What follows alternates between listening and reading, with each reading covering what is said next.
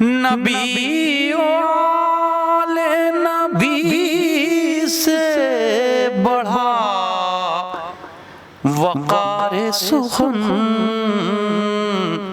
یہی سخن ہے حقیقت میں تاج دار سخن۔ السلام علیکم ورحمۃ اللہ وبرکاتہ۔ ناظرین، میں آپ کا میزبان سلیم امروی آپ کا خیر مقدم کرتا ہے، آپ کا استقبال کرتا ہے۔ اور آج ہمارے اس اسٹوڈیو میں ہمارے ساتھ ہمارے مہمان ہیں نامور عالم دین حجت الاسلام المسلمین مولانا سید افروز مجتبیٰ صاحب قبلہ۔ ہم ان کا خیر مقدم کرتے ہیں، ان کا استقبال کرتے ہیں۔ ناظرین، ہے زندگی کی راہ میں ایک حج کا راستہ، ہے زندگی کی راہ میں ایک حج کا راستہ، وہ خوش نصیب ہے کہ جو اس راہ پر چلا۔ ناظرین، ہر مسلمان کے لیے پروردگار نے یہ واجب قرار دیا ہے کہ وہ اپنی زندگی میں کم سے کم ایک بار حج بیت اللہ کو جائے، اور یہ عبادت اتنی عظیم عبادت ہے کہ ہم اگر غور کریں کہ اتحاد بین المسلمین کا سب سے حسین خوبصورت نمونہ یہ عبادت حج بیت اللہ کی ہے۔ کیونکہ آپ دیکھیں، حج بیت اللہ پر آپ جب نظر ڈالتے ہیں تو خانہ کعبہ کا طواف کرتے ہوئے تمام مسلمان اس میں نہیں دیکھتے کہ اس میں کون شیعہ ہے، کون سنی ہے، کون بریلوی ہے، کون دیوبندی ہے، کون حنفی ہے، کون شافعی ہے، بلکہ ان تمام باتوں کو بھول کر اللہ کی عبادت میں مصروف ہوتے ہیں، اور سب کو یہ یقین ہے کہ ہم تمام مسلمان پروردگار کے اس حکم کو بجا لا رہے ہیں جس نے ہمیں اپنے پیارے نبی کے ذریعے ہمیں بتایا کہ ہمیں یہ عبادت کس طرح ادا کرنی ہے۔ ناظرین، یہی نہیں، خانہ کعبہ کا طواف ہی نہیں کیا جاتا، بلکہ تمام مسلمان کھوے سے کھوا ملا کر سعی کر رہے ہوتے ہیں صفا مروہ کے درمیان۔ اس کے علاوہ آپ میدان عرفات میں قیام بھی کرتے ہیں، اس کے علاوہ آپ مزدلفہ میں کنکر بھی رہے ہوتے ہیں، اس کے علاوہ مینا جا کر شیطان کے کنکر مار رہے ہوتے ہیں۔ یہ 4-5 دن کا عمل، اس میں کسی بھی مسلمان کے دل میں یہ بات نہیں ہوتی کہ ہمارے ساتھ جو یہ مومن ہے یہ کون سے فرقے سے تعلق رکھتا ہے، یہ کون سے فرقے سے تعلق رکھتا ہے، اور اس بات کو بالکل بھلا دیا جاتا ہے۔ بس دل میں یہ ہوتا ہے کہ یہ تمام مسلمان ہیں اور ہمیں سب کو مل کر اللہ تعالیٰ کی اس عبادت کو عمل میں لانا ہے۔ تو ناظرین، جیسا میں نے پہلے کہا کہ یہ اتحاد بین المسلمین کا بہترین نمونہ ہے حج بیت اللہ۔ اسی لیے آج ہم اس موضوع پر ہمارے ساتھ، جیسے میں نے آپ سے ذکر کیا کہ حجت الاسلام المسلمین مولانا سید افروز مجتبیٰ صاحب قبلہ تشریف رکھتے ہیں۔ ہم چاہیں گے کہ قبلہ سے کہ ہمارے ان تمام ناظرین کو اس حج کے حوالے سے، حج کی عظمت اور حج کی اہمیت کے حوالے سے کچھ ہمارے ناظرین کو بتائیں۔ مولانا صاحب سے ہماری گزارش ہے۔ السلام علیکم ورحمۃ اللہ وبرکاتہ۔ بسم اللہ الرحمن الرحیم۔ سب سے پہلے تو میں شکر گزار ہوں خداوند عالم کا، اور آپ لوگوں کا بھی شکریہ ادا کرتا ہوں کہ خداوند عالم نے اور آپ لوگوں نے یہ موقع فراہم کیا کہ میں ناظرین کی خدمت میں ایک عظیم عبادت کے سلسلے میں کچھ گفتگو کر سکوں۔ حج کی عظمت کا اندازہ صرف اسی بات سے ہو جاتا ہے کہ قرآن مجید میں کسی بھی فروع دین میں سے کسی چیز کے سلسلے میں کوئی سورہ نازل نہیں ہوا۔ نہ نماز کے لیے کوئی خاص سورہ ہے، آیات موجود ہیں، روزے کے لیے کوئی خاص سورہ نہیں ہے، لیکن عبادات میں سے حج کے لیے پورا ایک سورہ موجود ہے۔ اس سے عظیم بات ہے، حج کے بارے میں انسان اندازہ لگا سکتا ہے کہ اللہ کے نزدیک کتنی اہمیت ہے اس عبادت کی۔ اس کے بعد میں خود اس بات سے ہم حج کی اہمیت کا اندازہ لگا سکتے ہیں کہ یہ وہ عبادت ہے کہ جہاں پوری دنیا سے لوگ ایک مرکز پر جمع ہوتے ہیں۔ یعنی خداوند عالم یہ چاہتا ہے کہ پوری دنیا سے میرے جو مخلص بندے ہیں، جو یہ چاہتے ہیں کہ میں ان سے قریب ہوں، وہ سب ایک مرکز پر آ کر مجھ سے خطاب کریں، میرے قریب آئیں۔ ہر سال یہ موقع دیتے ہیں، اور ہر سال یہ موقع اتنی بڑی بات فراہم کرتا ہے۔ اور کم سے کم جو لوگ قرآن میں موجود ہے کہ حج واجب ہے ان لوگوں کے لیے جو وہاں تک جا سکیں، من استطاع الیہ سبیلا، کہ جن کے پاس اتنی طاقت و قدرت ہر لحاظ سے، مالی لحاظ سے اور جسمی لحاظ سے، ذہنی لحاظ سے وہ موجود ہے، وہ وہاں پر جمع ہوں۔ تو عام طور سے اگر آپ دیکھیں تو خود یہ جو دعوت دی ہے اللہ نے، تو ان لوگوں کو دی ہے کہ جن کے اندر کچھ صلاحیت ہے، یعنی اس سماج کے، اس دور کے، اس تاریخ کے وہ افراد ہیں کہ جن کے اندر کچھ صلاحیت ہے۔ خداوند عالم ان باصلاحیت افراد سے گفتگو کرنا چاہتا ہے، اور اس کی گفتگو ظاہر سی بات ہے وہ خود گفتگو نہیں کرتا کہ وہ کوئی اس وقت ہم سے کوئی کلام کرے، لیکن اس کی جو نشانیاں ہیں، اگر ہمارے اندر ایک ضمیر ہے، ہمارے اندر ایک روح ہے، جیتی جاگتی روح ہے، تو وہ نشانیاں، وہ آثار ہم سے کلام کرتے ہیں۔ وہ اپنی بے زبانی حالت میں بھی ہم سے اس طریقے سے گفتگو کرتے ہیں کہ ہمیں خدا تک پہنچا دیتے ہیں۔ اور ایک ایک چیز وہاں پر اگر آپ غور کریں، جو لوگ حج پہ جاتے ہیں، جن کو یہ سعادت نصیب ہوتی ہے کہ واقعی وہ اپنی طرف متوجہ کرتی ہے اس حاجی کو، حج کرنے والے کو۔ یہ ایک خاص انداز ہے عبادت کا۔ اب اس میں خود جو چیزیں رکھی گئی ہیں، جو ان کے مقدمات کے سلسلے میں خداوند عالم نے لازمی اور ضروری قرار دی ہیں، ان سے اس کی عظمت اور بڑھ جاتی ہے۔ مثال طور پہ حج اگر انسان انجام دینا چاہتا ہے تو اس کا پیسہ حلال کا ہونا چاہیے۔ اب یہ خود ایک پوری دنیا ہے، اصلاح کا ایک پورا میسج ہے کہ تم اگر ادھر ادھر سے دوسروں کا مال قبض کے لا رہے ہو، یتیموں کا مال لا رہے ہو، بیواؤں کا کھا کے لا رہے ہو، تمہاری بات کو نہیں، حج پہ آنا بیکار ہے۔ تو یہیں سے اصلاحی سلسلہ شروع ہو جاتا ہے کہ انسان کو، ایسے انسان کو بلا رہا ہے جس کی روزی روٹی حلال کی۔ کتنی بڑی بات ہے، یہ پورا ایک درس دے دیا گیا ہے کہ ہم پھر جو حج کا لفظ ہے، اس کے جو معنی ہیں اس پر اگر غور کیا جائے، حج کا مطلب ہے ارادہ اور ایک قصد۔ عربی میں حج جو ہے کہ حج یعنی اس نے ارادہ کیا، لیکن یہ کون سا ارادہ؟ ایک خاص ایک ٹرننگ پوائنٹ ہے کہتے ہیں، ایک ایسا زمانہ ہے جہاں سے ہمیں پوری دنیا کی قدرت اور پیسہ اور طاقت اس کو کنارے رکھ کے اللہ کی طرف جو ہے وہ رجوع کرنا ہے۔ وہ ٹرننگ پوائنٹ، وہ ارادہ جو ہے وہ حج کہلاتا ہے۔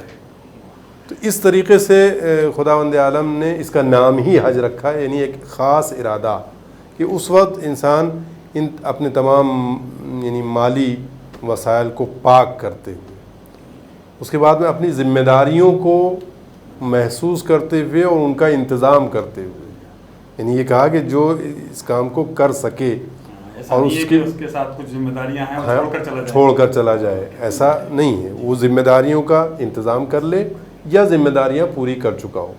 البتہ یہاں پہ تھوڑا سا میں ایک بریکٹ میں بتا دوں کہ بعض لوگ ایسے ہیں کہ جن کے پاس سینکڑوں بیگھے کے باغات ہیں یا کروڑوں کا کاروبار ہے، لیکن ان کی بیٹی کی شادی نہیں ہوئی ہے مثال تو وہ کہتے ہیں صاحب ابھی تو میرے اوپر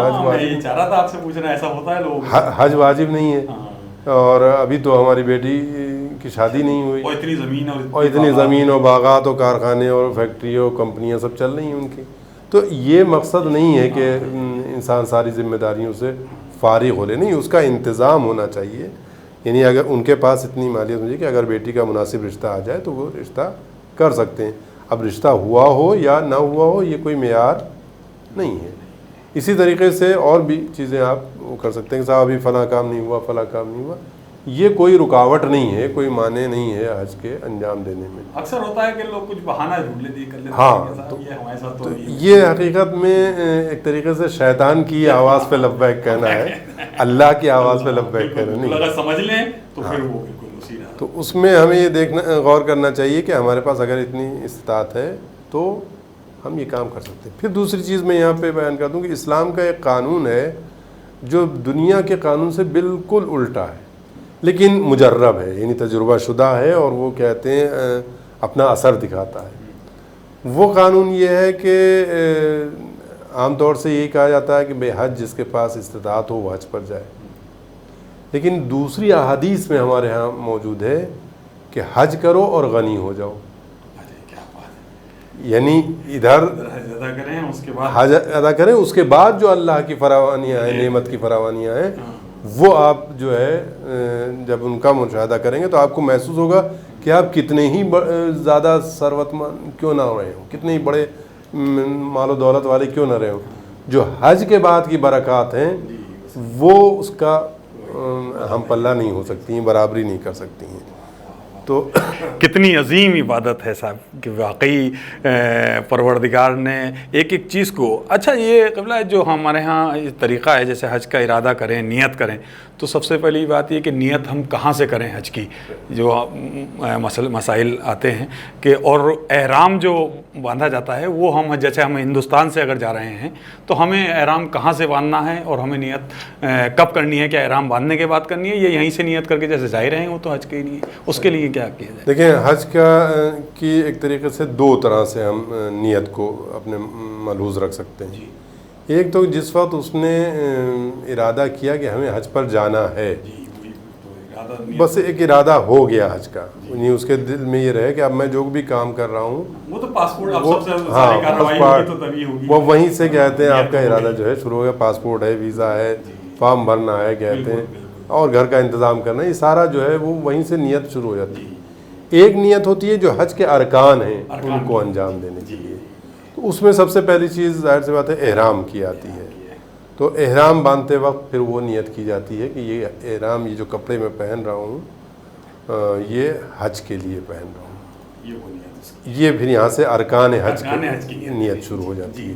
مجموعی طور پر تو ایک نیت ہو گئی، ایک ارادہ ہو گیا کہ ہم جو ہے اب اللہ کے حکم کی اطاعت کرتے ہوئے ہم بیت اللہ کی زیارت کے لیے جا رہے ہیں، وہاں پہ جو بھی فرائض ہیں ہم ان کو انجام دیں گے، مجموعی طور پر ہو گئی۔ اس کے بعد میں ہر رکن کی اور ہر عمل کی ایک نیت ہے، حتیٰ جو مستحبات ہیں جیسے غسل کرنا ہے یا کہتے ہیں اپنے آپ کو صاف ستھرا کرنا ہے، وہ سب کی بھی آدمی قربت کی نیت کرے کہ میں یہ سارا کام جو کر رہا ہوں وہ اللہ کے لیے کر رہا ہوں، للہ کر رہا ہوں، کوئی اس کے نہیں۔ تو احرام کی نیت وہ باندھتا ہے۔ اب احرام کہاں سے باندھا جائے یہ فقہی تھوڑا سا بعض مسالک میں اختلاف ہے، لیکن اس بات پر سبھی متفق ہیں کہ میقات میں بغیر احرام کے ہم یعنی میقات کے اندر داخل نہیں ہو سکتے ہیں، لہٰذا جو ہے وہ جب میقات پر پہنچے، میقات ایک حدود ہیں جو وہاں پہ معین ہیں، سبھی لوگ جانتے ہیں اس کو، جیسے مسجد شجرہ ہے اور دوسری وہ ہے ہر طرف سے آنے والوں کے لیے، عام طور سے جو مدینے سے جاتے ہیں تو وہ مسجد شجرہ ہے یا مسجد تنیم، ہمارے یہاں دیکھا گیا مسجد تنیم ہے۔ اگر پہلے مدینہ گئے ہیں تو ہم نے وہاں سے زیارت کر کے اب جو ہم وہاں سے ہم نے تو وہیں سے ہم نے احرام باندھا، کیونکہ میقات سے باہر ہیں، وہاں سے جب انٹر ہوں گے تو وہاں پر باقاعدہ جو لوگ حج پر جاتے ہیں انہیں معلوم ہے کہ وہاں پہ مساجد بنا دی گئی ہیں، مسجد تنیم ہے، مسجد شجرہ ہے، وہاں پر باقاعدہ غسل کے لیے بھی اہتمام کہتے ہیں موجود ہے، وہاں سے پھر یعنی پختہ طور پر حج کا سلسلہ شروع ہو جاتا ہے، جو اعمال کا سلسلہ ہے۔ تو وہاں پہ احرام باندھیں گے، احرام بھی جو باندھتا ہے تو اللہ نے ایک ایسا انتظام رکھا ہے، وہی جس کی طرف آپ نے اشارہ کیا کہ اتحاد و یکسانیت، کہ سب کے صرف دو لباس ہیں، یعنی مردوں میں صرف دو لباس ہیں، چاہے کوئی امیر ہو، چاہے غریب ہو، چاہے ایشیا سے گیا ہوا ہو، چاہے افریقہ سے گیا ہو، چاہے امریکہ سے آیا ہو، سب جہاں کے جس طریقے سے مرنے کے بعد سب کا لباس ایک سا ہو جاتا ہے، کفن سب کا ایک سا ہوتا ہے، اسی طریقے سے اسی کی ایک طریقے سے ایک مثال اور تمثیل پیش کرنے کے لیے خدا نے کہا کہ یہاں بھی آؤ میرے ساتھ تو سب ایک سے آؤ، میں کسی کو دو نگاہوں سے نہیں دیکھنا، اللہ یہ دیکھنا چاہتا ہے سب کو ایک ساتھ دیکھنا چاہتا ہے کہ مرنے کے بعد بھی آؤ گے تو بھی سب ایک سے آؤ، اور اس وقت بھی آ رہے ہو تو سب جو ہے وہ ایک سے۔ اتنا بڑا میسیج ہے۔ ہاں، تو یہ لباس جو ہے وہ اس جو پرانے لباس کو اتارنا اور اس کو پہننا ہوتا ہے، اس میں بھی جو عرفاء ہیں وہ یہ کہتے ہیں پرانے لباس کو اتارنے کا مطلب یہ ہے کہ ابھی تک جتنی بھی ہم نے خطائیں کی تھیں، جتنی بھی برائیاں کی تھیں، جتنے غلطیاں خامیاں عمدن سہون جو کچھ بھی اس کو ہم اتار کے پھینک رہے ہیں، اور اب یہ جو ہے وہ کام کرنے جا رہے ہیں جو صرف اللہ کے لیے ہے، جس کو صرف اللہ چاہتا ہے کہ اللہ کی مرضی یہ ہے۔ تو یہ خود ایک اپنے اندر ایک تبدیلی ہے، ایک چینج ہے. یہیں سے انسان کی جو سول اور روح ہے اس کی پاکیزگی کا سلسلہ شروع ہو جاتا ہے کہ اب میں نے یہ سارا قیمتی لباس جیسا بھی تھا میں نے اس کو چھوڑ دیا. اور اس کے بعد میں جب ہم نے وہاں پر تلبیہ پڑھا، یعنی احرام کے وقت تلبیہ بھی پڑھ جاتی ہے، جس سے کہا جاتا ہے اسی کے ذریعے سے نیت کو باندھا جاتا ہے، ارادے کا اپنا مضبوط کیا جاتا ہے. تو اس میں یہ ہے کہ لبیک اللہم لبیک، یعنی ایک طریقے سے اللہ نے آواز دی تھی، میں اس پر لبیک کہہ رہا ہوں، میں حاضر ہو رہا ہوں کہتے ہیں. یعنی اب کسی اور کی آواز نہیں ہے. پھر اللہ اکبر کا ہے، تکبیر کا ہے کہتے ہیں. تو وہ اللہ اکبر کا مطلب یہ کہ اب میرے سامنے کوئی چیز بڑی نہیں ہے، صرف اللہ ہے. اکبر افلا تفضیل کا صیغہ ہے ادبیات میں، اور ہر ادب میں، اردو ادب میں بھی ہے، فارسی اور عربی سب جو ادب ہیں زبان ہے اس میں اکبر کا جو صیغہ، افلا تفضیل کا جو صیغہ ہے وہ آتا ہے سب سے زیادہ کے لیے. جب ہم نے یہ کہہ دیا کہ اللہ اکبر، اللہ سب سے زیادہ بزرگ ہے. اب اس کے ہم نے کوئی چیز نہیں ہے، پیسہ کوئی چیز نہیں ہے، دنیا کوئی چیز نہیں ہے، ہمارا وطن کوئی چیز نہیں ہے، ہمارا کہتے ہیں باس کوئی چیز نہیں ہے، ہماری کہتے ہیں کوئی بھی کلچر، کوئی جو اب اللہ چاہتا ہے وہی سب سے بڑا ہے. کتنی بڑی بات ہے، کتنی عظیم بات ہے. تمام غرور و تکبر انسان کا وہ سب ختم ہو جاتا ہے. وہاں سے پھر انسان اس خاص لباس میں جو خود دیکھنے میں ایسا لگتا ہے کہ صاحب یہ کیا ہو گیا. اور پھر خداوند عالم نے حج میں یہ اہتمام رکھا ہے کہ انسان کی جو بھی فخر کرنے والی کی جھوٹا اور تصنع جو پایا جاتا ہے وہ سب کا سب ختم ہو جائے. تو اب کپڑے اس لحاظ سے ہو گئے کہ بالکل ہی 2 کپڑے ہیں اور اس میں انسان جا رہا ہے. بھائی تقریباً 30 چیزیں اس کے اوپر حرام ہو جاتی ہیں. احرام جو ہے وہ اسی لیے کہا جاتا ہے کہ حرمت سے ہے کہ کچھ چیزیں اس کے بعد پھر حرام ہو جاتی ہیں. آئینہ نہیں دیکھ سکتا، آئینہ چونکہ انسان کے اندر آتا ہے کہ میں کیسا لگ رہا ہوں، کیا رکھتا ہوں، تو آئینہ دیکھنا اس کا حرام ہے. سلے ہوئے کپڑے نہیں. اچھا قبلہ غلطی سے اگر جیسے سامنے ہے ہو جاتا ہے، ہوٹلس وغیرہ میں جا رہے ہیں تو آ گیا تو اس میں تو مطلب آئینہ دیکھ نہیں رہے، ہم نے پڑ گیا نظر تو اس سے تو. ہاں لیکن اس میں بہت باریک سا فرق ہے. ایک مرتبہ انسان کی نگاہ سے گزرا اور نکل گیا، ایک مرتبہ ہے کہ وہاں پہ ذرا سا بھی ٹھہر گیا، جہاں پہ ذرا سا بھی ایک سیکنڈ بھر کے لیے بھی آیا کہ میں ذرا سا دیکھ لوں، وہیں سے پھر وہ کفارہ واجب ہو جاتا ہے. اس طریقے سے خوشبو، انسان جو ہے وہ ہمیشہ چاہتا ہے کہ بھئی میں معطر رہوں، عطر لگائے رہوں. کچھ پرفیوم ہے آج کل کے ہر طرح کے کہتے ہیں پرفیوم اس میں نہیں لگا سکتے ہیں، اس میں کہتے ہیں خوشبو نہیں لگا سکتے کیا، تو تاکہ کوئی کسی بھی طرح کا کوئی امتیازی جو سلوک ہے وہ اللہ کو پسند نہیں ہے. وہاں پر بالکل چاہتا ہے آپ بالکل خالص رہیں. اسی طریقے کے اور بھی جو پابندیاں یا دوسروں کے حقوق کی یاد دہانی کے لیے کوئی تنکا ہم نہیں توڑ سکتے. وہاں پر پورے اس کیمپس میں جو کئی بہت بڑا علاقہ ہے عرفات سے لے کر جی، تو ایک تنکا بھی ہم نہیں توڑ سکتے. یہ وہاں پہ ایک طریقے سے ہم لوگوں کو کیمپ ہے، تربیتی کیمپ، کہ آپ جو ہیں کسی دوسرے کے مال کو ہاتھ نہ لگائیں.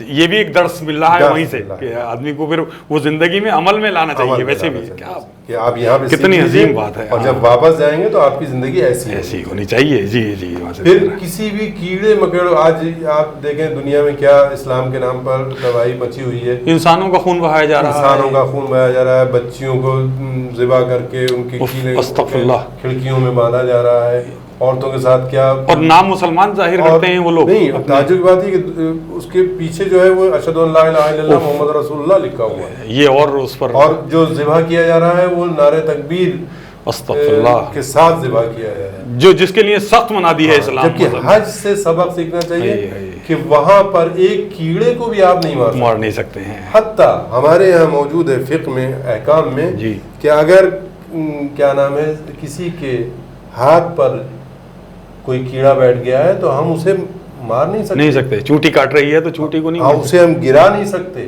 کہ اس کے کہیں وہ نہ جائے. اچھا، خود ایسے ہی رکھیں وہ خود ہی اڑ جائے. یا جو ہے اگر سر میں ہے تو اسے ہم اس کو نکال کے مار نہیں سکتے. کتنا بڑا یعنی کیڑے مکوڑوں کو بھی ہم کوئی اذیت نہیں پہنچا سکتے اس دوران جو احرام ہم باندھے ہوئے ہیں اور یہ عبادت یہ واجبات نہیں, لیکن یہ ایک سبق ہے. سبق ہے. بالکل بالکل یہ بالکل کسی کو اذیت نہ پہنچائے. کتنی عظیم بات ہے. یہ سبق اگر نہیں لیا تو پھر تو وہی والی بات ہے. ہر ارکان میں ایک سبق بہت موجود ہے. بالکل. تو جتنی چیزیں بھی وہاں پر حرام کی ہیں, یہ شکار ہے جی, شکار حرام ہے.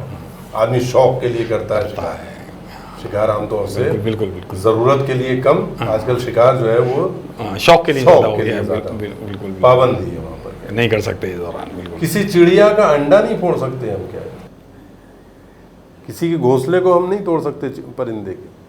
یہ ساری چیزیں ایسی ہیں کہ جو ہمیں ایک ایسا انسان بناتی ہیں جو داعش ایسی تنظیموں کے منہ پر تماچا کہ اسلام کو تم اس طریقے سے پیش کر رہے ہو. حج میں آ کر دیکھو اسلام ہے کیا. کتنا بالکل ایک چیز کس قدر انسان کی زندگی تو بہت بڑی بات ہے. ایک چھوٹی سی چینٹی اور کیڑوں کی بھی زندگی.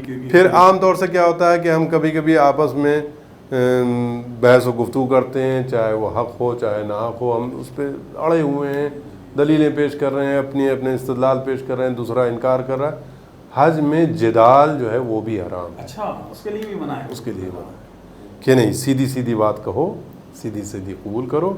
بحث و مباحثہ اس لیے کیونکہ اس میں ظاہر سی بات ہے جب ایک آدمی غلط چیز پر مجادلہ کرے گا تو دوسرے کو ٹھیس پہنچے گی, اور وہ ٹھیس پہنچانا اللہ کو گوارا. سب سے بڑا جو میں سمجھتا ہوں حج کا درس یہی ہے کہ کسی کو ٹھیس نہیں پہنچے, تکلیف نہیں پہنچے. اب جو لوگ بھی زندگی گزار رہے ہیں, جو ایسی اس طرح کی تنظیمیں لیے وہ گھوم رہے ہیں, ان کو محسوس اسلام کے برعکس ہم کو محسوس کرنا چاہیے کہ وہ اسلام سے کتنا بالکل بہت دور, کتنا فاصلہ ہے ان کے. اور ہر سال حج یہ پیغام دے رہا ہے, اور یہ لوگ کس طرح کی اپنی یہ جو عمل کر رہے ہیں یہ بالکل اسلام سے بالکل پرے ہے, بالکل دور ہے, اس کا کوئی تعلق اسلام سے نہیں ہے.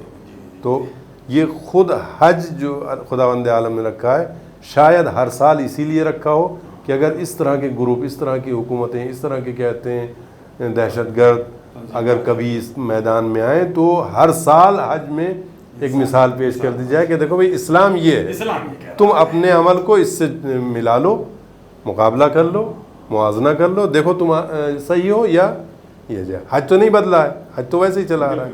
تو حج یہ ہے تمہاری زندگی کیسی ہے اس کو دیکھو.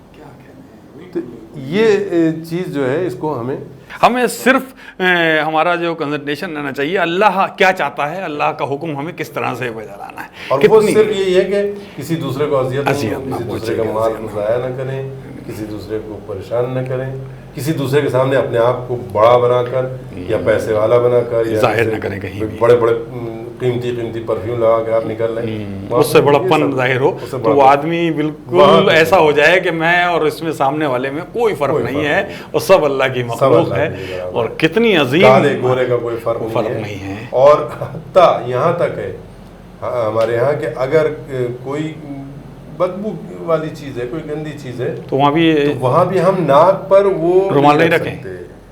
اچھا احرام باندھے ہوئے ہیں تو یہ بھی نہیں کر سکتے ہم کہ ہم احساس کریں کہ یہاں بدبو ہے بہت. اس کے معنی ہم اس سے بھی ہم یہ سوچ رہے ہیں کہ ہم یہ چیز یہ بتا رہی ہے کہ آپ دنیا کی بری سے بری چیز جو آپ کی نظر میں ہے اللہ کی مخلوق ہے, اور اگر آپ کو اللہ سے محبت ہے تو آپ اس سے نفرت نہیں کر سکتے. یہ چیز جو ہے اس سے سمجھ میں آتی ہے کہ ورنہ عام طور سے کوئی پابندی نہیں ہے, کہتے انسان اپنے ہاتھ رکھ سکتا ہے, بچ سکتا ہے, لیکن سب دنیا پوری اللہ کی خلقی ہوئی ہے, اور اس کی تمام مخلوق, اس پر کہیں پہ بھی آپ یہ اپنی یہ نہ دکھائیں کہ یہ یہاں بدبو آ رہی ہے, یہ ایسا ہے, حقیر ہے, کوئی کچھ نہیں. حقارت کی نگاہ کتنی بڑی بات ہے, بالکل ریموو کر دیا, کتنا بڑا میسج ہے. عام طور سے سوچتا ہے کہ بھئی یہ اس میں کیا منطق ہے, اس میں کیا دلیل ہے, بھئی بری لگ رہی ہے ہمیں اپنے آپ کو بچانا چاہیے. لیکن وہاں پر بالکل وہ نہیں کہ آپ بالکل نیگیٹو سوچے ہی نہیں. نیگیٹو اپروچ کو خداوند عالم نے وہاں پر بالکل ختم کر دیا. اور یہی وجہ ہے کہ کہا جاتا ہے کہ حج کر کے اگر آج انسان آ رہا ہے تو ایسا ہے جیسے کہ بالکل ابھی پیدا ہوا ہے اور تمام گناہ اس کے معاف کر دیے گئے ہیں. کیونکہ جب انسان دنیا میں پیدا ہوتا ہے تو اسے سب چیزیں اچھی لگتی ہیں, پھر وہ تمام وہ درس لے کر آ رہا ہوتا ہے, لیکن اس کے لیے شرط یہ ہے اسی کو سمجھ کر کرے. اگر صرف میں یہ سوچ کر کروں کہ میرے تمام خاندان والوں میں کہلواؤں کہ میں حاجی ہوں, یہاں پہ کہ واقعی بڑا وہ ہو گیا ہے, ایک ہمارے یہاں ایک اسٹیٹس وہ بن گیا, سمبل بن گیا کہ صاحب ابھی انہوں نے حج نہیں کیا, وہ حج کرائیں, اب حج بھی کرائے. یعنی ایک طریقے سے اب ہماری زندگی جو ہے وہ دنیا کے لحاظ سے حج کرائے, ایک تو خدا کے لیے حج کرائے, بہت اچھی بات, لیکن دنیا میں وہ محسوس کرتا ہے بھائی فلاں صاحب حج پہ گئے, میں بھی نہیں کیا, چلو میں بھی حج کراؤں, ان کی برابری کر لوں. یہ جو حج ہے یہ حج نہیں ہے, یہ تو صرف اپنا ایک وہ تو جس کو ختم کر رہا ہے حج, جس کے لیے خاص حکم دے رہا ہے کہ میں یہ نہیں پسند کرتا, اللہ کہہ رہا ہے کہ میں کسی سے برتری. اسی لیے آپ نے دیکھا ہوگا کہ بعض لوگ حج پہ تو جاتے ہیں, وہاں پہ بہت سے اعمال صحیح طریقے سے کر کے آتے ہیں, اس کے بعد میں آ کے پھر اپنی اسی زندگی میں لگ جاتے ہیں. پہلے کی زندگی میں اور بعد کی زندگی میں کوئی ان کے فرق نظر نہیں آتا. اس کا مطلب یہ ہے کہ انہوں نے حج کو اہمیت نہیں دی ہے, وہ صرف دنیاوی اسٹیٹس کو بڑھانے کے لیے حج پر گئے ہیں. اس کا اچھا, اس سے قبلہ یہ بھی ظاہر ہو جاتا ہے کہ ان کا حج قبول ہوا نہیں ہوا, کیونکہ ہمارے عمل بتا دے گا کہ ہماری یہ امام عبادت. جعفر صادق علیہ السلام کی حدیث ہے, ان سے پوچھا گیا کہ جو ہم عبادتیں انجام دیتے ہیں یہ کیسے پتہ چلے کہ قبول ہوئیں یا نہیں. تو آپ نے فرمایا کہ بہت آسان سا ہے, اگر اس عبادت کو انجام دینے کے بعد تم اللہ سے نزدیک ہوئے ہو تو سمجھ لو عبادت قبول ہے, اور اگر تمہاری حرکات و سکنات پہلے ہی جیسی چل رہی ہیں یا اس سے بھی اور زیادہ بدتر ہو گئی تو اس کا مطلب وہ رد ہو گئی. تو اور دوسری طرف امام نے یہ بھی بتانا چاہا کہ حج کی قبولیت اور رد کرنے کا جو اختیار ہے وہ تمہارے ہاتھ میں,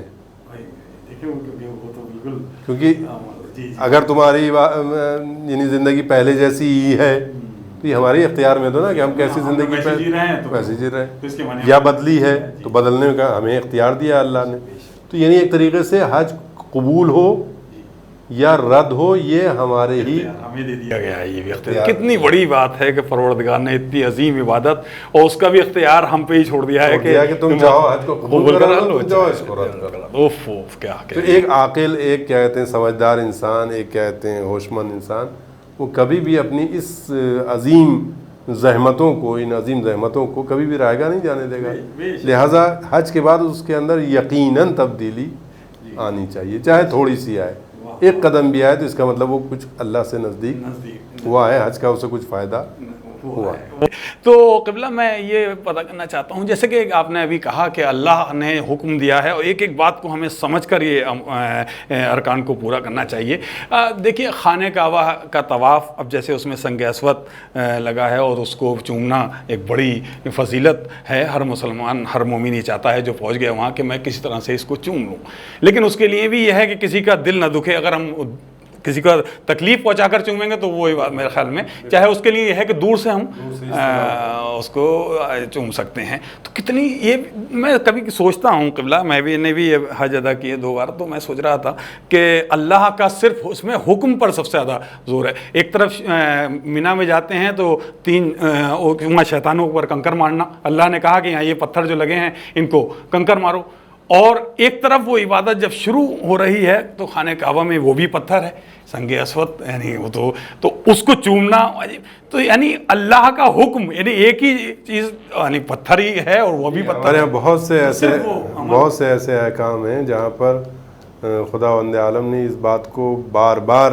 ہمارے سامنے ظاہر کرنے کی کوشش کی ہے کہ بندے کو صرف اپنے آقا و مولا کی ہی مرضی کو مد نظر رکھنا, یہ نہیں کہ یہ ہماری نظر میں صحیح سمجھ میں آ رہا ہے تو ہم اس کام کو کریں. تو صاف پتہ لگ رہا ہے اگر آدمی کو اپنی عقل سے سوچے. نمازوں میں آپ دیکھ لیجئے, نماز میں آپ نے دیکھا ہوگا کہ روزانہ کی نماز پڑھتے ہیں آپ, دوسری رکعت میں آپ قنوت پڑھتے ہیں مثال طور پہ, دوسری رکعت کے بعد. جمعے کی نماز کیسے پڑھتے ہیں آپ؟ اس میں قنوت پہلے رکوع سے پہلے پہلی رکعت میں کہتے ہیں. تو بتانا ہی چاہ رہا کہ یہ وہ خاص جگہ کوئی وہ اہمیت نہیں رکھتی ہے, اللہ کا حکم ہے. یہ عادت بنا لو اپنی, بس ہاں کیا عادت بنا کر کے آ گئے ایسی, یہ نہیں ہے. وقت ذہن میں ہی رہے کہ اللہ نے اس وقت کیا. یا خطبوں کا ہے, نماز جمعہ میں آپ خطبے سنتے ہیں, کب سنتے ہیں؟ پہلے آپ وقت دیا گیا اس کے لیے کہ نماز بھی یعنی پہلے خطبے ہوں گے پھر نماز ہوگی. عید کی نماز شروع ہوتی ہے, اس کا بالکل الٹا ہو گیا, پہلے نماز پڑھیں گے پھر خطبے پڑھیں گے. یعنی یہ جگہ خاص یا خاص کہتے ہیں وہ اللہ کے نزدیک اہم نہیں ہے. اس کے نزدیک یہ کہ میرا بندہ کس طریقے سے میری اطاعت کر رہا ہے, مجھ کو اس نے واقعی خدا مانا ہے یا نہیں مانا ہے. یا رسول اللہ صلی اللہ علیہ وسلم کے زمانے میں ہی کہ آج بھی وہاں پہ جو لوگ جاتے ہیں آثار دیکھتے ہیں کہ مسجد ذوالقبلتین ہے, کہ ایک طرف نماز پڑھ رہے ہیں پھر حکم والے اسی بیچ میں ہی دوسری طرف ہو جاؤ. بیت المقدس کی طرف پڑھی جاتی تھی نماز پہلے, اسی درمیان میں حکم آتا ہے کہ نہیں آپ دوسری طرف رخ کر کے پڑھیں, قبلے کی طرف, کعبے کی طرف پڑھیں. تو رسول اللہ نے بدل دیا رخ. تو یہ ہے اطاعت, یہ ہے عبادت, یہ ہے. تو اسی طریقے سے حج میں بھی بہت سی چیزیں ایسی ہیں کہ جیسے آپ نے اشارہ کیا کہ بعض جگہ پہ تو ہم پتھر مار رہے ہیں اور بعض جگہ پہ ہم پتھر کی عظمت کو, اللہ کا حکم زیادہ امپورٹنٹ, کہاں وہ کیا کہہ رہا ہے. دیکھیے آج پتھر مارنا بھی شیطان کو, میں سمجھتا ہوں وہی عمل ہے کہ اندر کا شیطان مر جائے.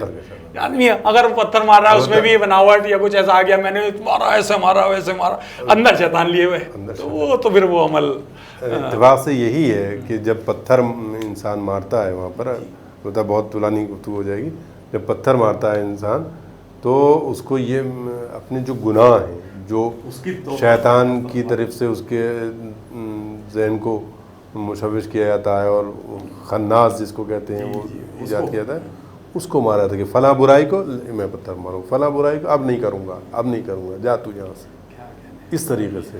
لیکن آپ دیکھیں دنیا کدھر جا رہی ہے کہ آپ ظاہری طور پہ شیطان موٹا ہوتا جا رہا ہے. پہلے اتنے جو ہم شروع میں گئے تھے چھوٹے چھوٹے ستون تھے, کئی فلور کا ہو گیا ہے, اب کئی فلور کا ہو گیا ہے, وہ شیطان کئی فلور کا ہو گیا ہے, باقاعدہ کئی میٹر کی کہتے ہیں اس کا جو اس کو پھیلا رہے ہیں. اور یہ اس سے ظاہر ہو رہا ہے کہ دنیا میں جو شیطانت بڑھ رہی ہیں یہ سب اسی کی ایجاد, وہیں سے ایجاد ہو رہی ہیں.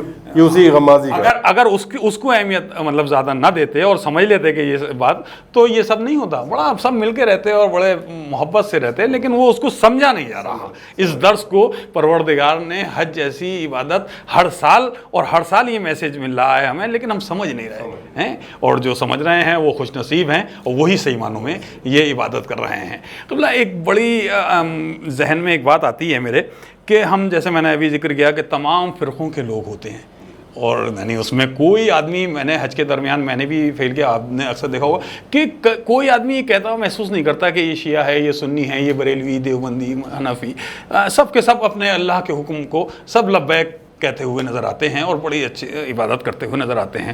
عرفات کے میدان میں جب تمام توبہ کر رہے ہوتے ہیں اور حج صحیح معنوں میں, تو دھوپ ہے اور اپنے تمام میدان میں, اس وقت میں نے ایک بات پہ غور کیا. قبلہ آپ بتائیے کہ اکثر دیکھا گیا ہے کہ کچھ لوگ نماز جو 5 وقت کا حکم ہے وہ 5 وقت بالکل اسی وقت پر پڑھیں گے, یعنی ظہر کا وقت ہے تو ظہر پر, اور عصر کی نماز شام کو جو وقت عصر کا ہے اس وقت پڑھتے ہیں, اور کہیں یہ حکم ہے کہ ظہر اور عصر ایک ساتھ پڑھ سکتے ہیں. تو بہت سارے لوگ اعتراض کرتے ہیں, کچھ لوگ یہ کہ یہ لوگ ساتھ پڑھ لیتے ہیں, تو لیکن حج میں تو تمام فرقوں کے لوگ ہیں. تو میں نے وہاں غور کیا قبلہ کہ عرفات کے میدان میں جو نماز ہوتی ہے وہ تمام فرقوں کے لوگ ہیں, اور وہاں جو نماز ہوئی تو ظہر کی نماز ختم ہوتے ہی اذان اور عصر کی نماز شروع ہو گئی, تو وہاں تمام فرقوں کے لوگ ایک ساتھ پڑھ رہے ہوتے ہیں. اس کے معنی اللہ کے نبی نے یہ پیغام بھی وہیں سے دے دیا ہے کہ تم 5 وقت الگ الگ بھی پڑھ سکتے ہو اور ایک ساتھ بھی پڑھ سکتے ہو. یہ مجھے محسوس کیا کہ حج میں جو بھی چیز اعمال دکھائے گئے ہیں وہ بات کی زندگی کے لیے ہیں.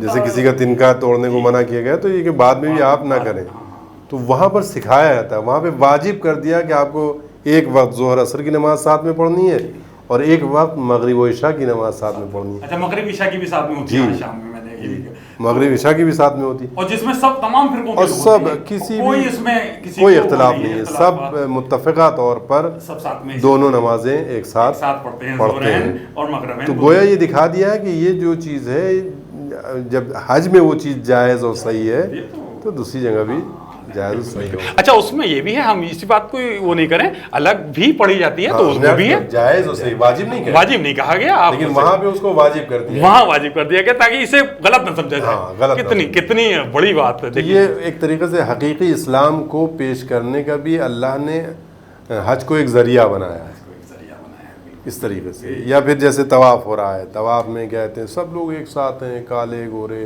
छोटे बड़े कहते हैं सब एक साथ हैं, वहाँ पे भी यही है कि किसी को अजियत ना हो, किसी को नुकसान ना हो, और फिर एक ही मरकज़ के इर्द गिर्द घूम रहे हैं। सबसे अहम बात ये है कि खुदा ये बताना चाह रहा है कि तुम कहीं और भी रहो तो एक ही मरकज़ को ध्यान में रखो, एक ही खुदा है तुम्हारा, किसी भी फ़िरक़े के मानने वाले हो, लेकिन खुदा तुम्हारा एक ही है, मरकज़ियत तुम्हें एक ही चीज़ को देनी है। छोटी छोटी चीज़ों की वजह से तुम अलग मत हो जाना, एक साथ रहो। जैसे कोई यहाँ पर है, कोई वहाँ पर है, कोई वहाँ पर है, तो इतना फासला तो हो सकता है, लेकिन है सब एक मरकज़ की तरफ और एक तरफ ही चलेंगे, और एक ही तरफ चलेंगे। कुछ इधर को तवाफ करें, कुछ इधर, ये हो जाता के साथ तो कुछ इधर, तो ये बहुत बड़ा एक ही मैसेज रास्ता है, दिखा एक ही है, रास्ता उसमें चलना सबको एक साथ ही एक ही तरफ चलना है। फिर किसी को उसमें तकलीफ ना हो, किसी को नुकसान ना हो, कोई ठेस ना पहुँचे किसी को। कितनी बड़ी बात है। अच्छा क़िबला, ये इबादत जैसे हज की अगर अल्लाह हुक्म देता कि चंद घंटों की होती, कि 3 घंटे या 4 घंटे 5 घंटे या 1 दिन की होती, ये इसमें सफ़र भी है, यानी खाने काबा के तवाफ़ सबको साथ करना है मिलके, फिर सही सफ़े मरवा के दरमियान सही का सब, वो भी सबको साथ मिलकर करना है। फिर मैं देख रहा हूँ उसके बाद हमें अरफात के मैदान तक का सफ़र, यानी सफ़र में आदमी अक्सर कहते हैं ना लोग कि सफ़र में पता चल जाता है कि ये इंसान कैसा है, तो वो सफ़र भी इसी में रख दिया गया है कि सफ़र में भी तुम्हें अल्लाह को याद रखना है इस अंदाज से। फिर वो मुज़दलिफ़ा में सबको साथ मिलकर कंकर बीना, यानी कंकर हम वहाँ भी मीना में ही बीन सकते थे, लेकिन ना वो कि भाई यहाँ कंकर बीनी है। तो कितनी अजीम बात है, कितना ये कि 4-5 दिन का ये एक हज की जो इबादत है, उसमें किस कदर अल्लाह ने इस तमाम बातों का ख्याल रखा है कि हर सफ़र तरबियती कैम्प कि इसमें ये नहीं कि सिर्फ 1 घंटे या 2 घंटे का, बल्कि ये जो वक्फा बढ़ाया गया है और टाइम रखा गया है, ये थोड़ा सा ये है कि कभी कभी इंसान जज्बाती हो के थोड़ा सा कोई अमल अंजाम दे देता है, हो सकता है कहते हैं, लेकिन जब शब व रोज़ कई दिन तक वहाँ पर रहेगा तो उसे गौर व फिक्र करने का मौका दिया गया है उसे, गौर व फिक्र कि भाई ये सब के सब तो इस वक्त ही हैं। हम वहाँ पे जाके कहते हैं शिया सुन्नी हैं, वो कहते हैं शाफी और हनफी हैं, बरेलवी और देवबंदी हैं, ये गलत। यहाँ तो सब लोग एक हैं, सब एक हैं। यानी इस वक्त मैंने महसूस किया कि सबसे बड़ा जवाब तफरीक़ाबाजी के लिए खुद हज है। बिल्कुल, इसमें कि इससे बड़ा जवाब आजकल एक तकफीरी ग्रोह हुआ कि फला काफिर फला काफिर फला काफिर, आसानी से कह इसको आगे हज में देख लीजिए कि काफिर है या नहीं, क्योंकि काफिर को उस सरहद में दाखिल नहीं होने दिया जाता। बिल्कुल। इसका मतलब जो उधर आया है, जो उधर आ रहा है, और उन्हीं लोगों की तरफ से आ रहा है जो इस वक्त जिम्मेदारी को निभाने का दावा कर रहे हैं, उनकी तरफ से भी उसको इजाज़त है कि हाँ ये वहाँ जाए। इसका मतलब काफिर तो नहीं। किसी को असल में क़िबला देखने को ये मिलता है कि हमारा अमल, यानी मैं अगर पूरे इस वक्त अगर हम जो भी हालात हैं उस पर नज़र डालें कि हमारा अमल ऐसा तो नहीं रहा कि हम किसी को अपने तरफ अट्रैक्ट करें। हमारा जो हमें बेहतरीन इंसान बनना चाहिए और समझे आदमी कि मुसलमान ऐसे होते हैं, तो हम मुसलमान तो कर नहीं पा रहे, किसी को काफिर आसानी से कर रहे हैं कि जिसे काफिर कह दिया, जबकि कितना बड़ा गुनाह है। मैं ये अक्सर कहा करता हूँ कि पैगंबर इस्लाम दुनिया में तशरीफ़ लाए थे ताकि वो अल्लाह से दूर हुए लोगों को, कुफ़ार को मुसलमान बनाए। आज का मुसलमान जो है मुसलमानों को काफिर बनाता है, वो कह रहा वो काफिर है, वो कह रहा वो काफिर है, वो काफिर है। तो इसी से हमें महसूस कर लेना चाहिए कि हम जिस इस्लाम को समझ कर नहीं कर रहे इबादत मान रहे हैं उसमें और रसूलुल्लाह के इस्लाम में कितना फर्क नहीं। हम असल में रसूलुल्लाह से दूर हुए हैं, हम अहले बैत से दूर हुए हैं, कुरान से हमने सिर्फ ये सोच लिया नहीं अल्लाह तो इसमें कोई शक नहीं, लेकिन हमें किसने बताया कि अल्लाह एक है, अल्लाह सबसे बड़ा है। जो है जो काबे का तवाफ है, ये किसने अमल बताया? ये खुद इस बात के ऊपर गौर करने का हुआ कि भाई काबा क्या है, किसने इसकी तामीर की, ये जो दीवार में शक है, ये जो दरार पड़ी हुई है, ये क्यों पड़ी हुई है? ये नहीं आजकल के दौर में कोई भी इमारत बनाई जाती है तो अगर कोई खामी होती तो उसको फौरन सही किया जाता है। बिल्कुल। اور پورا دوبارہ اسے تعمیر بھی کر چکے ہیں اسے پورا. ہاں لیکن وہ درار آج کی باقی ہے اس وقت کی. تو یہ اشارہ ہے کہ بھائی غور کرو, اور تمام دنیا کے مسلمانوں کے لیے کہ آن کے دیکھو ہاں کہ کیسا در تھا, کیسا کہتے ہیں اس کی تاریخ دیکھو, اس کی تاریخ دیکھو تو انہیں پتہ چلے گا. تو اس طریقے سے اللہ علی تک پہنچانا چاہ رہا ہے تاکہ علی کو اگر پہچان جائیں گے تو خود بخود اللہ کی طرف دوبارہ سے پہنچانا. پھر آپ چلے جائیے صفا و مروہ کے درمیان میں سے, جب جائے گا ادھر سے جائے گا ادھر سے جائے گا, پھر ایک عورت کے تیزی سے چلنے کو اس کے ارکان میں شامل کیا گیا, ہر ولا جس کو کہتے ہیں. آپ نے دیکھا ہوگا 2 جگہ پر گرین لائٹ لگی ہوئی ہوتی ہے, اس کے درمیان میں تھوڑا سا تیز چلتے ہیں, اچھل کے چلتے ہیں, دوڑ بھی نہ ہو اور یعنی آہستہ چلنا بھی نہ ہو, ایک درمیان کی ایک چیز ہوتی ہے جو جناب حاجرہ صرف ان کا عمل اللہ کو اتنا پسند آیا کہ تمام مسلمانوں کے لیے ایک عورت کی, وہاں پہ عورت کی عظمت کو بتایا. آج کل جو دنیا میں اسلام کے خلاف آوازیں ہیں کہ صاحب یہ عورت کا احترام نہیں کرتا, یہ نہیں کرتا, اتنی عظیم عبادت میں عورت کے ایک عمل کو اللہ نے رکن قرار دیا ہے, اس کو سب کے لیے واجب قرار دیا ہے کہ دیکھو یہ عورت تھی لیکن چونکہ اللہ کے حکم کی پابند تھی لہٰذا تم بھی ایسے ہی کرو, چاہے مرد ہو چاہے عورت. کتنے بڑی بات ہے. اس کو اگر انسان محسوس کر لے تو اسلام میں عورت کا کیا مقام ہے سمجھ لے گا, اس کو محسوس. ایک ایک میسج ہے پورا صحیح ہے. صفا و مروہ کا جو بھی 7 مرتبہ آنا ہو جانا ہے, یہ پورا ایک عورت کی جو جذباتی کیفیت ہوتی ہے اس کی تعصی کرنے کے لیے. ابھی اس سے بڑھ کے اسلام یعنی کوئی بھی مذہب آپ دنیا میں دیکھیں, کسی بھی مذہب نے اس طرح کے عمل کو اپنے چاہنے والوں ماننے والوں کے لیے واجب نہیں کیا ہے, لیکن اسلام نے عورت کے اس عمل کو بھی واجب قرار دیا. یعنی امتیاز نہیں ہے کہ صرف حضرت ابراہیم کی قدم گاہ ہی جو ہے وہ محترم ہو, نہیں, جناب حاجرہ کا, ہاں کیونکہ وہ ایک نبی کی حمایت میں, یعنی یہاں سے محبت اہل بیت کا بھی کہتے ہیں ہوتا ہے, کیونکہ انہوں نے یہ کام نبی کی حمایت میں, نبی کی پیاس کو بجھانے کے لیے, ان کی ایک ضرورت کو پورا کرنے کے لیے کیا, تو اللہ کو اتنا پسند آیا کہ اس نے کہا کہ بھائی رہتی دنیا تک چاہے مرد ہو چاہے عورت, کسی بھی فرقے کا ہو, اسے یہ کام کرنا ہی کرنا ہے ورنہ حج اس کا پورا نہیں ہوگا. یہ چیزیں سیکھنے کی ہیں حج, یہ نہیں کہ جا کے ہم وہاں چکر لگا کے آ جائیں کہتے ہیں, اور جیسے لوگ بھیڑ بھاڑ میں جا رہے ہیں ہم چکر لگا کے. ہاں وہ سب سے پہلے جو 8 ذی الحجہ ہوتی ہے تو اس میں سب لوگ پہلے عرفات جاتے ہیں.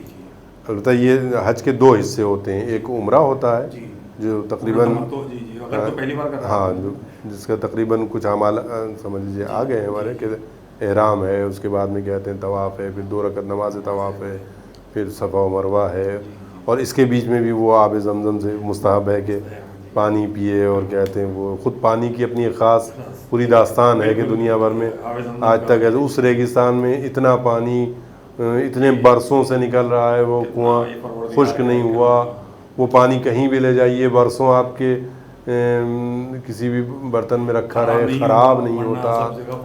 اور اس کی خاصیت ایک یہ ہے کہ جس مرض کو ٹھیک کرنے کی نیت سے پیا جائے وہی مرض صحیح ہو جائے گا, اس مرض کو ٹھیک کر دیتا ہے. یعنی ایک طریقے سے آپ کو طبیب بنا دیا ہے اس نے کہ فلاں مرض کے لیے ہمیں یہ دوا استعمال کریں, جو پانی اٹھا کے دے دیں, جس نیت سے اٹھا کے دے دیں, وہ خاصیت اس میں پیدا ہو جاتی ہے. تو یہ چیزیں سیکھنے کی ہیں. اور پھر عرفات میں جاتے ہیں, وہاں پر کہتے ہیں قیام ہوتا ہے, اور وہاں پہ صرف میدان ہے, کوئی چیز نہیں ہے, اور صرف خدا کو یاد کیا جاتا ہے کہ بھئی آج آپ نے دیکھا ہوگا کہ بہت سے فرقے ایسے پیدا ہو گئے کہ انہوں نے ایک عبادت ایک ٹیمپل سا بنا دیا, اس میں کہا سب یہاں پہ آپ نے گاڈ کو یاد کر لیجئے. تو عرفات کا میدان وہ میدان ہے کہ جہاں پر بیٹھ کر آپ, پھر وہاں پر بھی جبل رحمت ہے, وہاں اس کی داستان پوری لوگوں کے سامنے ہے. تو کتنی بڑی بات ہے. تو اللہ پورے دن صبح عرفات کے میدان میں یہ عبادت میں, اور پھر اس کے وہاں سے پھر ہم لوگ مینا کی طرف چلتے ہیں, مزدلفہ ہوتے ہوئے مینا کی طرف چلتے ہیں. مینا خود یعنی آیات الہی کا ایک مرکز ہے, اور جو خدا کے اوپر بلیو اور یقین کی ایک خاص منزل ہے. آپ تصور کیجئے کہ حضرت ابراہیم علیہ السلام کی قربانی کتنی بڑی قربانی تھی, حضرت ابراہیم تقریباً 85 سال کے ہو گئے تھے، ان کے کوئی اولاد نہیں تھی۔ آپ تصور کر سکتے ہیں کہ آج اگر کسی کے یہاں سال 2 سال کسی کے یہاں اولاد نہ ہو شادی کے بعد تو کتنا پریشان ہوتا ہے، کتنے اس کے اوپر کہتے ہیں مصائب کے ایک طریقے سے سماج کی طرف سے پہاڑ توڑے جاتے ہیں۔ حضرت ابراہیم اللہ کے نبی ہیں، اور ایسے نبی ہیں کہ جو بہت ہی خلیل اللہ کہلاتے ہیں، اور ان کے کوئی اولاد 85 سال تک کوئی اولاد نہیں، اور اس کے بعد میں ایک بیٹا پیدا ہوتا ہے۔ آپ سوچیں کتنی تمناؤں کا مرکز رہا ہوگا، کتنی آرزوؤں کا وہ خزانہ رہا ہوگا کہ جب ایک اولاد آئی ہے اتنے عرصے بعد، وہ بڑا ہوتا ہے۔ جب وہ تھوڑا سا بڑا ہوتا ہے اور ہوش سنبھالنے لگتا ہے تو خواب دیکھتے ہیں کہ میں اس کو ذبح کر دوں، اور پیغمبر وہ خواب اپنے بچے سے بیان کر دیتے ہیں۔ تو دونوں کا یہاں پر امتحان ہو رہا ہے۔ بچہ بھی کہتا ہے کہ نہیں، آپ نے جو خواب دیکھا ہے آپ اس کو پورا کرنا ہے، مجھے آپ صابر افراد میں سے پائیے گا، جو حکم الہی ہے اس کو جو حکم لگا، یعنی خواب پر پورا یقین ہے کہتے ہیں۔ اور حضرت ابراہیم بھی اگرچہ پیغمبر جانتے ہیں کسی انسان کو کہتے ہیں نقصان پہنچانا صحیح نہیں ہے، یہ نہیں ہے، اور اس طرح کی وہ چیزیں نہیں ہونی چاہیے، لیکن مجھے کچھ آرڈر ہو رہا ہے، تو انہوں نے اس کام کو کرنے کا ارادہ کیا، اور وہ کام جتنا انہوں نے دیکھا تھا اتنا انہوں نے پورا کیا، اور خداوند عالم نے دمبا اس کے مقابلے میں رکھ دیا، حضرت اسماعیل کو بچا لیا، اور یہ کہہ دیا کہ قد صدقت الرؤیا، کہ آپ نے اپنا خواب سچ کر دکھایا۔ کتنی بڑی بات ہے وہ۔ تو یہ جو قربانی کا جذبہ ہے، یہ وہاں سے دیکھیں کیسے وہاں سے ہم حاصل کر سکتے ہیں کہ اللہ کی اگر دنیا کی برائیوں کو مٹانے کے لیے، اگر اللہ کے حکم کو رائج کرنے کے لیے، اگر انسانیت کو جلا دینے کے لیے اگر ہمیں قربانی بھی دینی پڑے تو ہمیں اس سے گریز نہیں کرنا چاہیے، اور قربانی کا ہم ارادہ کریں گے، خداوند عالم اس کی جزا ہمیں کیسے دے گا کہ وہ چیز بھی ہماری سالم رہے گی، ہماری اولادیں، ہماری انسانیت، ہمارے گھر بھی آباد رہیں گے، اور اس معیار تک پہنچ جائیں گے جس پر انسانیت فخر کر سکے۔ تو یہ بہت سی چیزیں ایسی ہیں حج میں جو سیکھنے کو ملتی ہیں اگر انسان غور کرے۔ یہ ایک طرف، پھر آیات میں جو اشارہ ہے، احادیث میں جو ہے کہ حج پر جائیں، حج انجام دیں، لیشہدوا منافعہم، تاکہ وہ اپنے فائدے دیکھیں وہاں پر۔ یعنی حج پہ جانا یہ نہیں کہ آپ کے پیسہ خرچ ہو گیا ٹکٹ میں اور اتنے لمبے سفر میں اور خرچہ ہو گیا، نہیں، لیشہدوا منافعہم، جب وہاں پر پہنچ جاتے ہیں تو آپ اپنے فائدے بھی دیکھیں وہاں پر۔ فائدہ ایک تو یہی اتحاد کا سب سے بڑا فائدہ کہ اگر انسان کا یہی میسج پہنچ جائے کہ یہ امت مسلمہ ایک ہے، تو جتنا ظلم دنیا میں ہو رہا ہے مسلمانوں پر اور نیک انسانوں پر، بے گناہ انسانوں پر، وہ سب ختم ہو جائے گا۔ ایک فائدہ تو سب سے بڑا یہی ہے۔ اس کے بعد میں بہرحال جو لوگ وہاں پہ جمع ہوتے ہیں، کوئی بزنس مین ہے، کوئی بڑی کمپنی کا مالک ہے، کوئی ایڈمنسٹریٹر ہے، کوئی کہتے ہیں بادشاہ ہے، کوئی چیز کسی ملک میں پائی جاتی ہے، کوئی چیز کسی ملک میں پائی جاتی ہے، آپس میں بیٹھیں، سیمینار کریں، کانفرنس کریں، ایک دوسرے کے نظریات سے واقف ہوں، اپنی ضروریات، دوسرے کے وسائل، ان سب کو مد نظر رکھ کے اگر اس لحاظ سے حج انجام پائے تو دیکھیے اس کے فوائد دنیا میں کتنے ہو سکتے ہیں۔ یعنی امت مسلمہ پھر کس مقام پر ہوگی۔ دنیا کے تمام تجار، تمام بزنس مین ایک جگہ پہ جاؤں گے، تمام سیاسی لوگ ایک جگہ پر ہوں گے، تمام جو مغز متفکر ہیں وہ سب کے سب ایک جگہ جمع ہوں گے۔ یہ بیٹھ کے اگر کوئی راہ حل نکالنا چاہیں تو منٹ بھر میں ہوگا۔ غریبی دور کرنی ہے، یہ سب کے سب مالدار لوگ ہیں، منٹ بھر میں غربت دور ہو سکتی ہے۔ بیماریاں دور کرنی ہے، یہاں پر متخصص ڈاکٹر، طبیب، حکیم سب موجود ہیں، ان سے مشورہ لے کر وہ کام ہو سکتے ہیں۔ یعنی سیاسی لحاظ سے تمام، یعنی کوئی بھی مسئلہ ایسا نہیں ہے جو اس عظیم لاکھوں کے مجمع میں حل نہ ہو سکے۔ لیکن عام طور سے کیا ہوتا ہے کہ بھائی لوگ گئے، ایک تو ہمارے یہاں تصور ہی یہ، خاص کر ہمارے بر صغیر میں، کہ جب انسان بالکل 60-70 سال کا 80 سال کا ہو جاتا ہے تب سوچتا ہے کہ بھئی حج کراؤ. یہ بڑی تو یہ ایک غلط روش ہے جو ہمارے یہاں رائج ہے، بلکہ حج جو ہے حقیقت میں جوانوں کا ہی حق ہے. کوشش پوری ہونی چاہیے. ویسے اگر میں تو سمجھتا ہوں اگر نیت کریں تو اللہ سب راستے نکالتا ہے اور وہ بلاتا ہے پھر اپنے. بالکل. اب جیسا آپ نے کتنی بڑی بات بتائی کہ آج سے 1400 سال پہلے یہ کہا جا رہا ہے کہ تمام مسلمان جمع ہوں ایک جگہ اور یہ سب سوچیں. یہ آج کانفرنس ہوتی ہیں، آج یہ تمام ممالک اپنے جمع ہوتے ہیں، یہ میٹنگیں کرتے ہیں. یہ آج کی باتیں یہ اللہ نے جب اللہ نے اس وقت کہتے ہیں مسلمانوں کو ایک ہدایت کر دی کہ بھئی اس طرح سے جمع ہو، تو اپنے مسئلے مسائل رکھو، ایک دوسرے سے گفتگو کرو، اس کا حل نکلے گا. جب سوچو گے، جب غور کرو گے، جب ایک دوسرے کا تعاون رہے گا اور اتحاد کے ساتھ تم آگے بڑھو گے تو تمہیں کامیابی ملیں گی. تو یہ ایک طریقے سے کانفرنس ہے کہ اس میں کچھ چیزیں اللہ نے ویسے رکھی کہ بھئی یہ کام تو کرنا ہی ہے تاکہ الگ الگ جگہ پر لوگ جمع ہو سکیں. کہ بھئی جو فرض کیجیے عمرہ کرنے کے لیے گیا، مکے میں ملاقات نہیں ہو پائی تو مدینے میں ہو جائے، مدینے میں نہیں ہو پائی تو چلو کیا کہتے ہیں عرفات میں ہو جائے گی. ان چھوٹی جگہ میں سب لوگ جمع ہو جائیں گے، مزدلفہ میں ہو جائے گی، منی میں ہو جائے گی. پورے موقع دیے. کوئی ایسی چیز نہیں ہے کہ جہاں پر آدمی بچ کے نکل جائے. اچھا آپ نے ابھی ذکر کیا جیسے تو حج کے ساتھ ضروری ہے نا حاجی کے لیے کہ وہ منی کے وہ مدینہ ضرور جائے. ہاں، اور یہ تمام فرق اسلامی میں یہ بات مکمل طور سے پائی، ان تصدیق شدہ بات ان کے یہاں رائج ہے کہ اگر انسان نے حج انجام دیا لیکن مدینے میں اس نے حاضری نہیں دی تو اس کا حج بھی قابل قبول نہیں ہے. یہ بات تمام یہ تمام لوگ مانتے ہیں. عظمت رسالت کو اس طرح ابھی تو خود یہ فتاویٰ، یہ حکم یہ بتا رہا ہے کہ محسن کو کبھی ہم بھول نہیں سکتے اور بھولنا نہیں چاہیے. اور یہ تو اللہ حکم دے رہا ہے کہ دیکھو تم اپنے محسن کو مت بھولو. یعنی جو یہ کہتے ہیں کہ صاحب قبروں کی زیارت حرام ہے، جو